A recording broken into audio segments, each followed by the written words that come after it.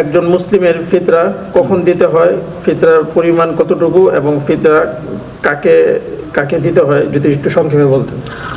আলহামদুলিল্লাহ, রমজান আমাদের সামনে আসতেছে একেবারে সন্নিকটে। এই এই প্রশ্ন উপলক্ষে আমি সংক্ষেপে আর একটু কথা বলতে চাই। এই ফিতরার কথা যখন আসবে তখন রমজান মাসের কথা অবশ্যই কি আসবে, চলে আসবে। কারণ এখানে দুটি জিনিস, একটা হয় জাকাত, একটা হচ্ছে ফিতরা।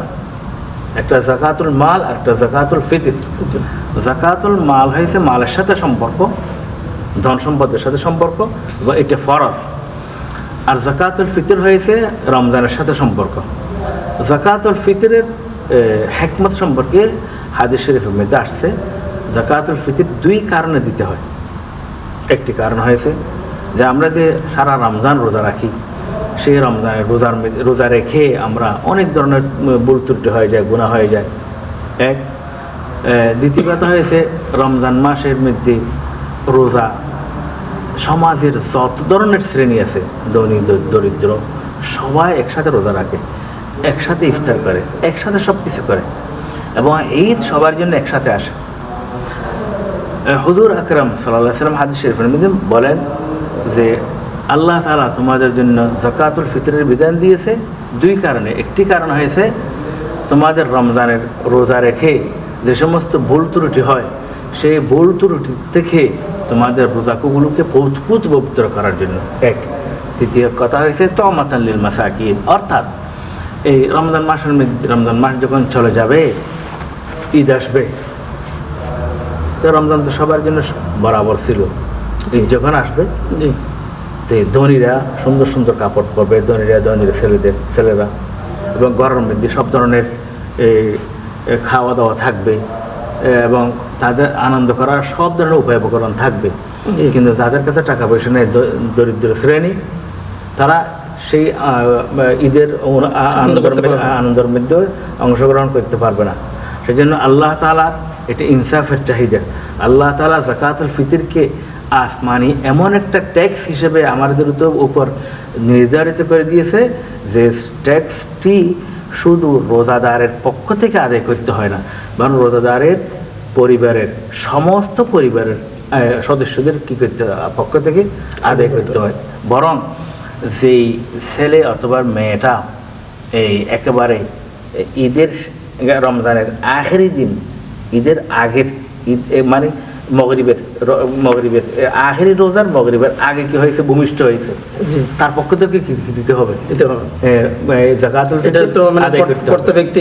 জি জি জি জি এটা আল্লাহ তাআলার পক্ষ থেকে আসমানি একটা ট্যাক্স, যেন এভাবেই এক একটি পরিবার থেকে বেশি বেশি যাকাতুল ফিতর বের হওয়ার পর ফকিরদের মধ্যে যেন টাকা বেশি হয়ে যায়, বন্টিত হয়, এবং এরা যেন কি করতে পারে, ঈদের আনন্দের সামান খরিদ করতে পারে। এটা পরিমাণটা সেজন্য এখানে একবার সংক্ষিপ্ত আকারে হুজুর আকরাম সাল্লাল্লাহু আলাইহি সাল্লামের যুগের মধ্যে হুজুর আকরাম সাল্লাল্লাহু আলাইহি সাল্লাম কয়েকটি জিনিসের মাধ্যমে যাকাতুল ফিতর আদায় করার বিধান দিয়েছে।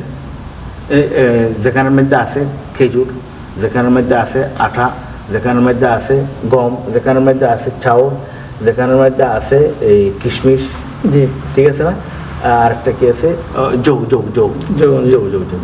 তো হানিফি মাযহাব মতে খেজুর আর জৌ 3 কিলো, খেজুর আর জৌ। আর যদি গন্ধম আর আটা অথবা চাউল দিতে পারে 2 কিলো। হ্যাঁ, কিন্তু এখানে কথা হয়েছে, এখানে প্রত্যেক বছর যখন রমজান শরীফ আসে এবং ঈদ যখন কাছায়, তখন আলেমদের মধ্যে, আলেমদের এক শ্রেণীর মধ্যে একটা বিরাট একটা বিবাদ সৃষ্টি হয়ে যায়। এক শ্রেণীর আলেম যাদেরকে আমরা তথাকথিত আহলে হাদিস বলে থাকি, এদের মধ্যে এক শ্রেণীর চিল্লাচি থাকে যে টাকার মাধ্যমে কারেন্সির মাধ্যমে যাকাতুল ফিতর আদায় করলে আদায় হবে না, বরং কি দিতে হবে, হুজুর আকরাম সাল্লাল্লাহু আলাইহি ওয়াসাল্লামের যুগের মধ্যে যেভাবে হয়তো খেজুরের মাধ্যমে দিয়েছে, অথবা কিশমিশের মাধ্যমে দিয়েছে, অথবা জৌর মাধ্যমে দিয়েছে, অথবা আটার মাধ্যমে দিয়েছে, সেই জিনিসগুলোই কী করতে হবে, আদায় করতে হবে। কিন্তু আসল কথা হয়েছে ওলামায়ে কেরাম যুগ যুগ ধরে এই মাসালা নিয়ে রিসার্চ করেছে। ইমাম আবু হানিফা রাহমাতুল্লাহ আলাইহি ওমর ইবনে আব্দুল আজিজ রহমতুল্লাহ আলাই, হাসান বসরি রহমতুল্লাহ আলাই এবং এ ধরনের আরও অনেক আলেমরা সমাজের অবস্থা পর্যবেক্ষণ করে এবং কোরআন হাদিস রিসার্চ করে এই মতাদর্শে পৌঁছে গেছে যে হুজুর আকরাম সাল্লাল্লাহু আলাইহি ওয়াসাল্লামের যুগের মধ্যে যেহেতু খাদ্য সামগ্রীর বেশি প্রয়োজন ছিল, সেই জন্য হুজুর আকরাম সাল্লাল্লাহু আলাইহি ওয়াসাল্লামের যুগের মধ্যে খাদ্য সামগ্রীর মাধ্যমে কি দেওয়া হতো? এই ফিতরা দেওয়া হয়তো। আমাদের যুগের মধ্যে খাদ্য সামগ্রীর বেশি প্রয়োজন নেই।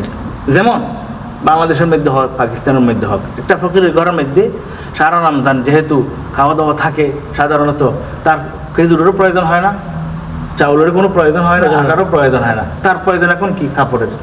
জি। তার প্রয়োজন অন্য কোনো জিনিসের, টাকা পয়সা, ঠিক আছে না? জি। সেই জন্য তার কাছে যদি টাকা যায় তাহলে সে ঈদের আনন্দের মধ্যে কি করতে পারবে? অংশগ্রহণ করতে পারবে। ওইটা তো সে খাদ্য কিনতে পারবে। জি জি জি জি জি।